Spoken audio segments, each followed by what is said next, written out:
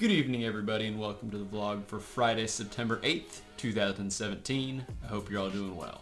So because today is a Friday for me and I have things to do, and by that I mean I've got video games to play, I'm going to keep this video on the shorter side, but that's not to take away from the importance of today's video, which is something that you should all be doing for game development or if you do any other types of work on the computer at all. And that is to make sure that you have current backups of your work. I know this probably isn't the most exciting topic, but trust me, it is a very important one. As I've mentioned before, I'm an IT technician and I've seen firsthand the importance of having a backup. The fact of the matter is, freak accidents happen and you could lose all your data if you don't have backups. And I've definitely seen both sides of the coin, where if something happens to someone's data and they do have a backup, we can get them back up and running like nothing ever happened. However, it's definitely happened where people weren't keeping current backups, then something breaks and they end up losing a ton of work, and it's a really bad spot to be in. But luckily it's pretty easy to keep backups of your data, so I'm going to explain a couple different ways that you can do that. So the two main ways to do it are to have local backups or online or cloud backups. And the main difference between the two as far as cost goes is local backups are usually going to have an upfront fixed cost, whereas online and cloud backups are typically on a monthly subscription based model. Now the simplest form of a local backup is just buying an external hard drive and plugging it right into your computer. And the price of hard drives just keep going down, so you can definitely find a good deal on a good amount of storage for you. And external hard drives are a very simple way to keep a backup of your data, and it's the absolute least that you should be doing to protect yourself. Now the more complex flavor of local backups is a network attached storage device, or NAS. And basically a network attached storage device is one or multiple hard drives that sit in sort of a chassis, and that chassis is hooked up to your local network. And any user with the proper access rights to that network attached storage device can access it to read and write files to and from it. And network attached storage devices are really great because they provide a variety of diagnostics for your drives, so you can easily make sure that everything's working as it should be. And more often than not, they'll actually provide drive redundancy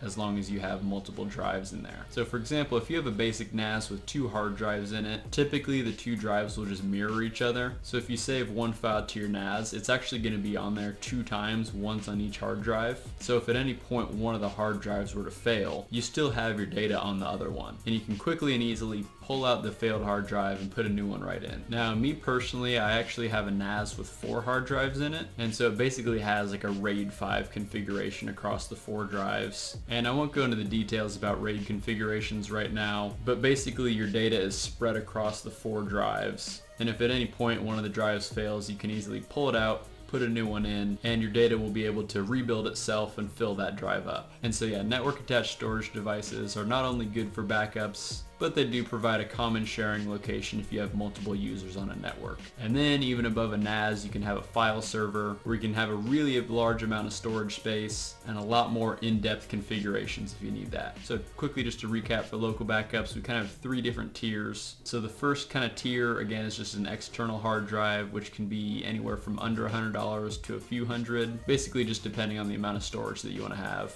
And the next tier would be a network attached storage device, which range from about a few $100 to $1,000, basically just depending on storage space. And then file servers, you're going to be looking at several thousands of dollars. And then, so the other flavor of backups would be online or cloud backups. And the main advantage of these is that you don't have to pay an upfront fee, and you won't have to have any physical devices on your site. And so that can be a nice thing if your office has a bunch of power outages, for example. You don't want your NAS turning off every once in a while, even though you should be having it plugged into a battery backup. Basically what you're paying for online backups is extreme redundancy. So when you save your backup to somewhere up in the cloud, that data is likely going to be stored in several data centers around the world. So even if a volcano were to erupt and explode one of the data centers, destroying all the servers and everyone's data inside of that, your data is very likely stored in another data center somewhere else. And so again, these are typically associated with a monthly cost, usually ranging anywhere from $10 to $15 a month upwards. But you'll have to do your research into that for how much data you'll be using. Anyways, hope you guys found some useful information in this video, and if you did, please give it a like. And if you have any questions or comments about data backup,